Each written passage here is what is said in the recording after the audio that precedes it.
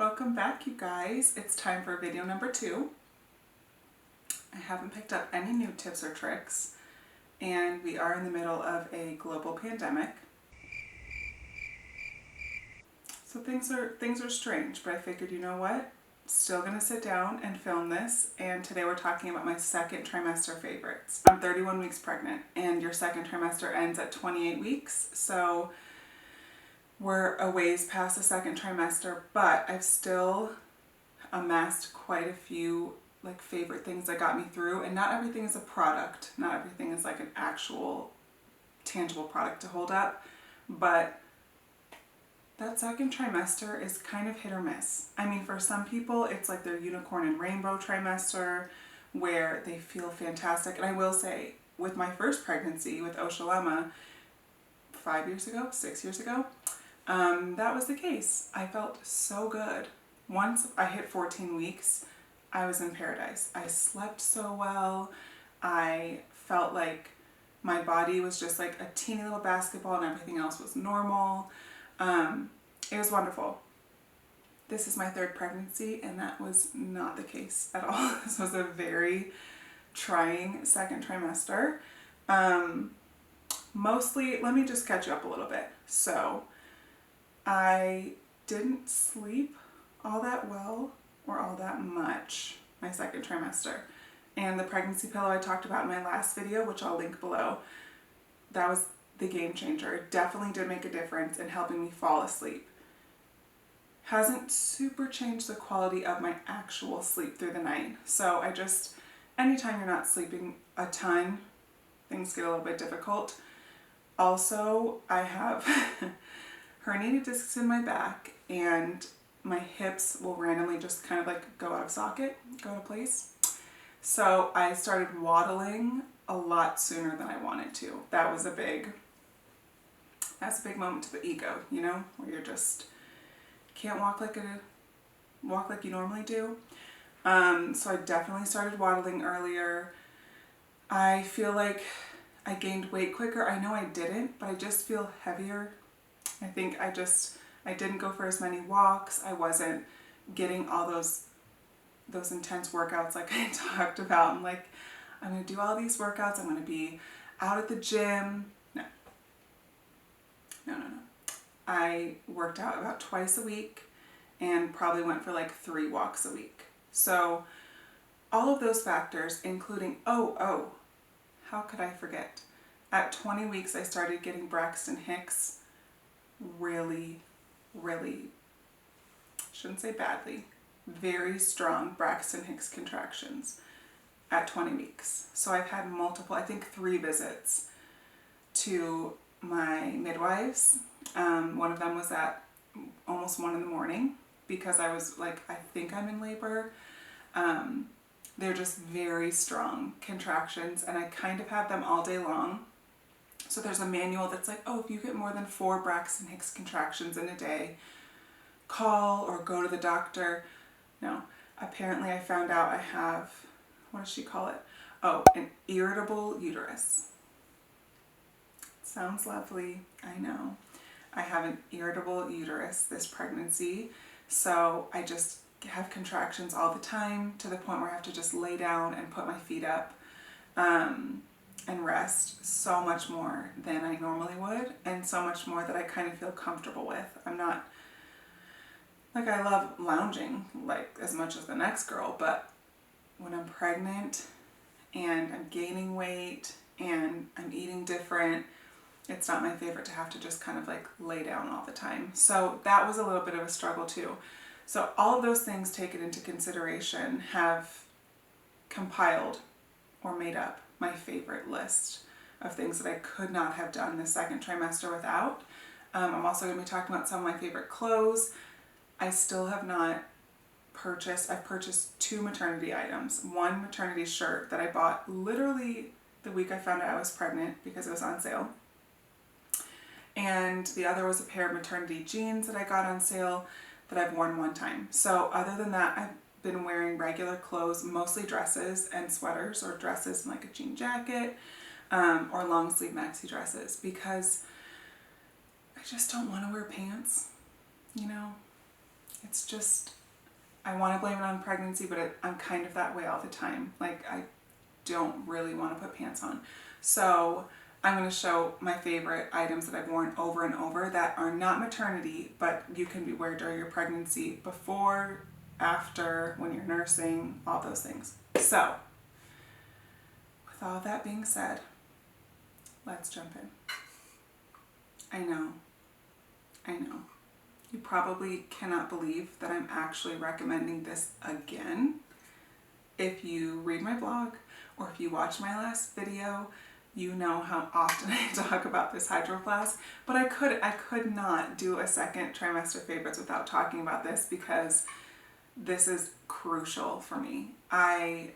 Like I said, I've been getting contractions since 20 weeks, and the only thing that helps is staying extremely hydrated, like way more than I need to or think I need to.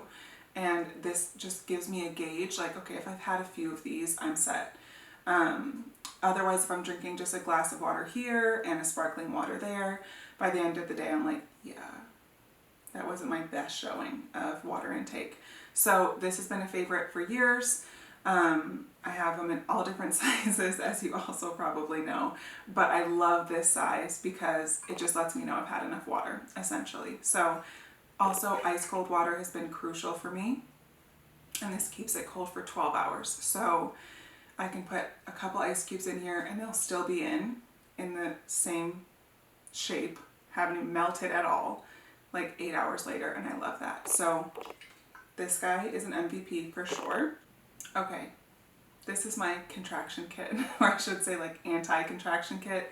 This is magnesium, and my midwives recommended this, that I take it every single night to kind of help through the night. First of all, the baby moves so much at night, which I'm very grateful for. I've always had, all my kids have been really active in my belly, but I think this is my most active baby.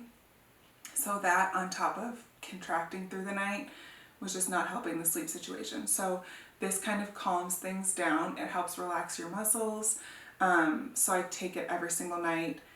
This says to take 2 teaspoons. I take like a teaspoon or a little bit less, because let me tell you, this will keep you regular. Trust me on that. So depending on how your body reacts to it, you might need more than this recommended amount, and you might take less and be fine. I cannot pass that 2 teaspoon mark, and I'm not even going to try anymore, because the first time I took it, I learned a whole lot. I'll just say that. And then these are electrolytes. So I also love Noon tablets, which I'll link below, and there are a couple other different kinds that you can add. Most Noon tablets have rice in them, and I don't eat rice, so that's the only difficult part, but I highly recommend those two.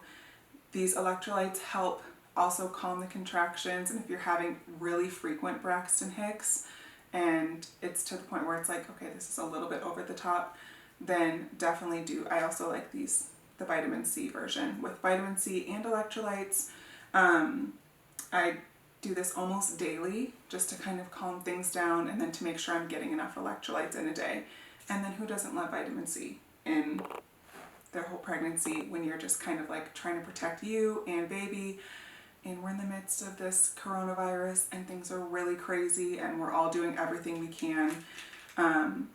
These are from Sprouts.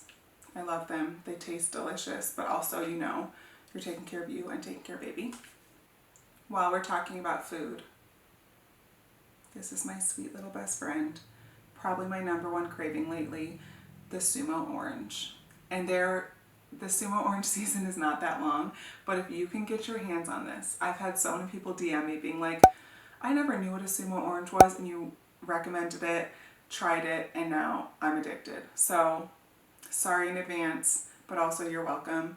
These are so delicious. They taste like what you want every orange to taste like. It's like candy and orange juice, and it's just so delicious. So Sumo Oranges made up my entire second trimester. I think I had one like almost every night.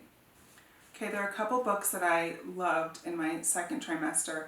I've read so many great pregnancy books. I'm going to read Husband Coach Childbirth again and our Bradley Method workbooks because we're hoping to have our third natural water birth. So I'll list those below, I guess, but I'm not going to talk about them today because I didn't read them this pregnancy. But Real Food for Pregnancy is a book I picked up actually in my first trimester and loved. So for me, someone who has a lot of food restrictions and I have an autoimmune disease, this is my first pregnancy with Hashimoto's. And so I just felt like I had a lot to learn and I wanted to make sure that I was nourishing my body as well as possible. And I learned so much from this. The recipes are great and I do not follow it to a T. There are a lot of days that I'm just eating crackers and oranges and whatever I can, but this gives you at least a guideline because there's a lot of misinformation out there for pregnancy of how much you should eat and how much weight you should gain. I always gain more than they say that you should, and that can make you feel like you need to eat less than they say that you should. So I highly recommend that book for just kind of setting the record straight if you want a really kind of wholesome pregnancy and you just want to be more informed. And then this book is the Mama Natural Week-to-Week Guide to Pregnancy and Childbirth, which, like I said, this is my third pregnancy. So this is great, I'd say, for a first pregnancy, but I'm still really enjoying going through it even though this is my third time. And every week has like a different little piece of information. This one's talking about hemorrhoids, which unfortunately applies to me. So it'll kind of say what's going on with the baby for week 24, what's going on in your body, and then can break down some symptoms that you might be having. And it's all from a natural standpoint, very much geared towards natural birth and a healthy kind of like toxin-free pregnancy. So this is just a fun one to go through. Again, it's probably way more helpful for a first pregnancy, but I have enjoyed it this whole time, even though it's my third. I had to mention these guys again only because, yes, I said they were my favorite in my February favorites video, but I can't pass by my second trimester favorites and not talk about them. This is my RMS Beauty Oil, which is definitely for your face, but I use as a belly oil mixed with this Weleda Ultra Rich Cream. Do you guys see this? This thing is so well loved. I've gone through so many tubes of this. I have another one on the way. It's thick. It's just, I feel like I'm doing something. I think it's like placebo. I don't know what I'm trying to prevent. But I do put it on every night. Sometimes I put it on in the morning if I'm feeling extra diligent. But I'm covered in stretch marks and it's fine. It is what it is. They look pretty scary right now, but they do tend to fade a little bit. But yeah, the jig is up. It's okay. Okay, I'm going to show these like for a quick second. You don't want to look at them too long because I've used them many, many times. These are the Plume False Lashes. This feels very dramatic, but I've just got to say, my eyelashes in pregnancy fall out like crazy. They come off every time. So if I wear mascara and I'm taking my eye makeup off, I can look down at that makeup remover pad and it is just covered in my eyelashes. And I'm like, okay, RIP, goodbye until we meet again.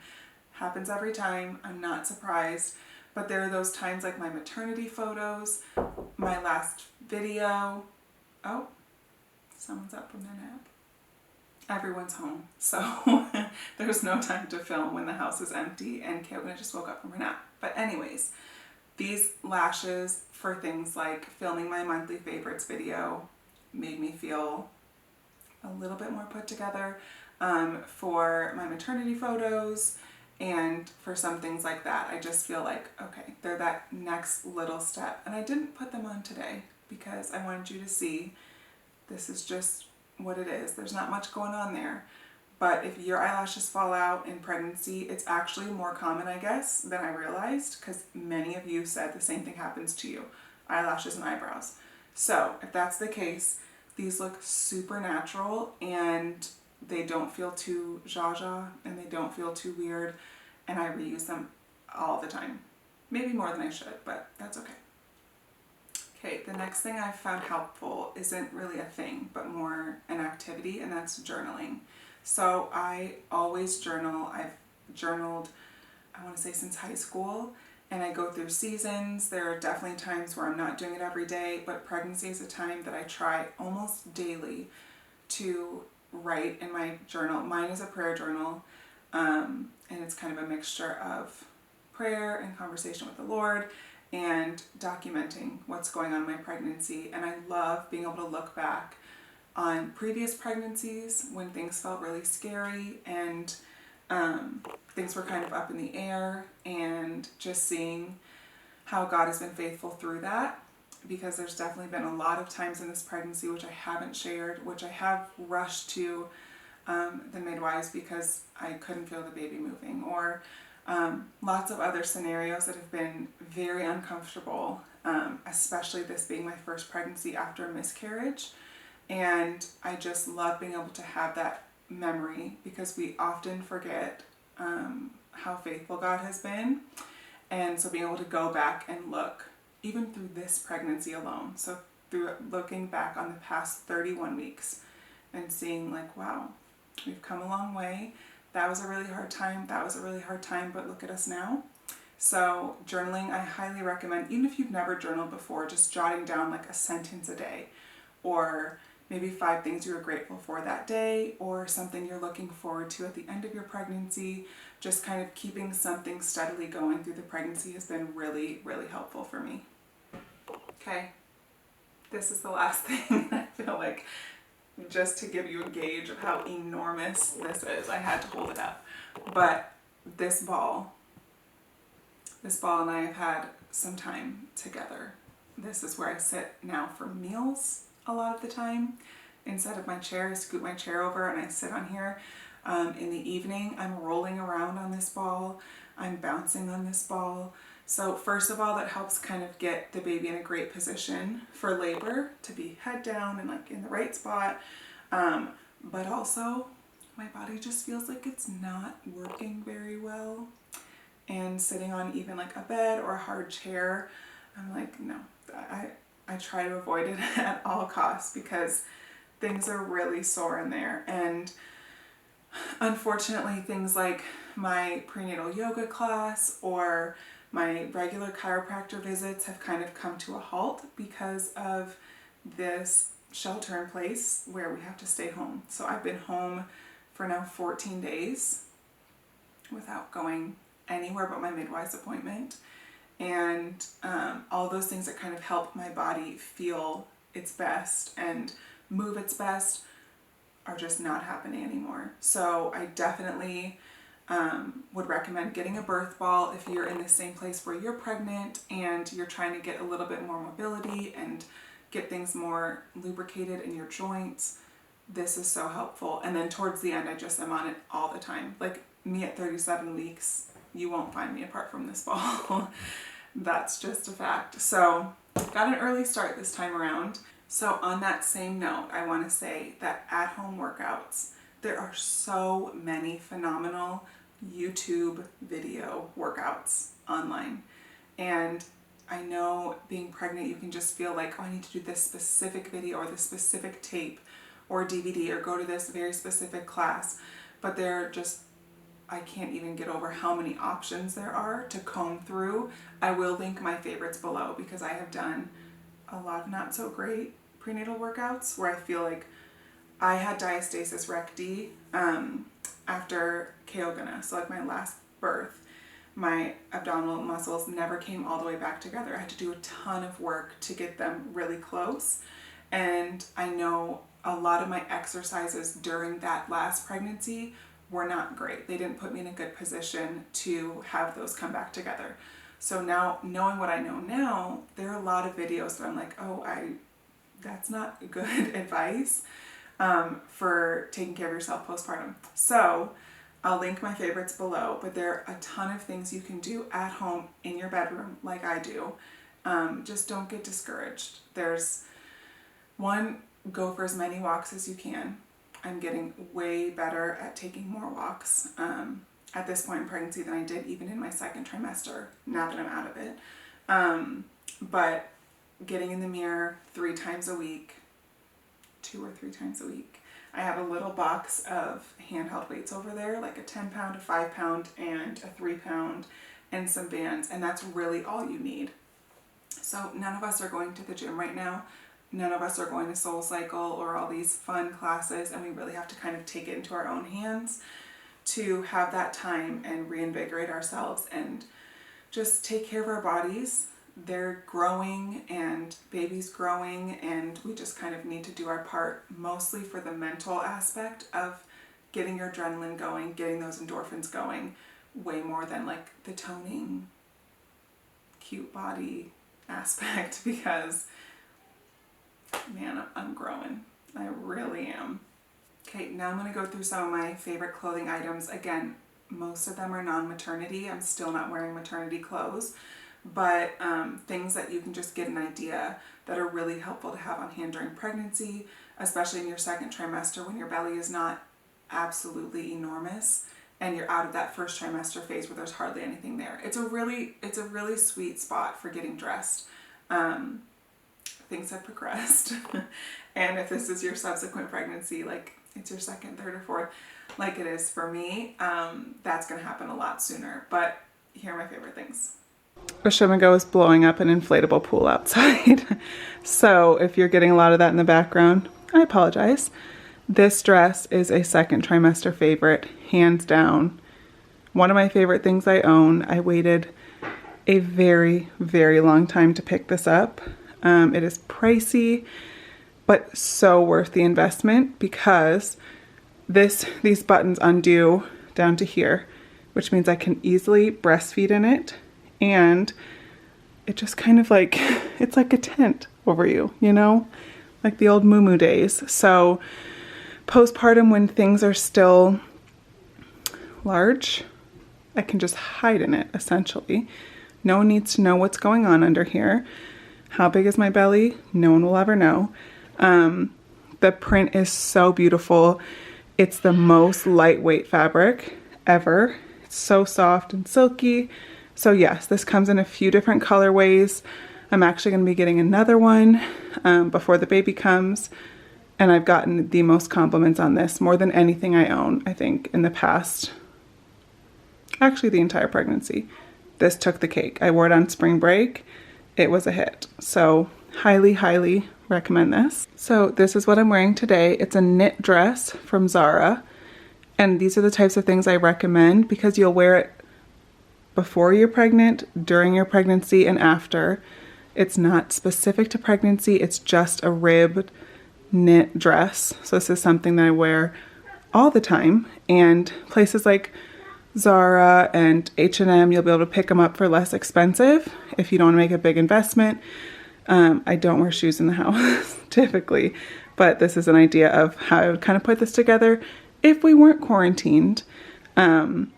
This sweater's old, but I'll link something similar and I'll try to find the dress. It might be gone, but yes, ribbed dresses are the way to go for sure.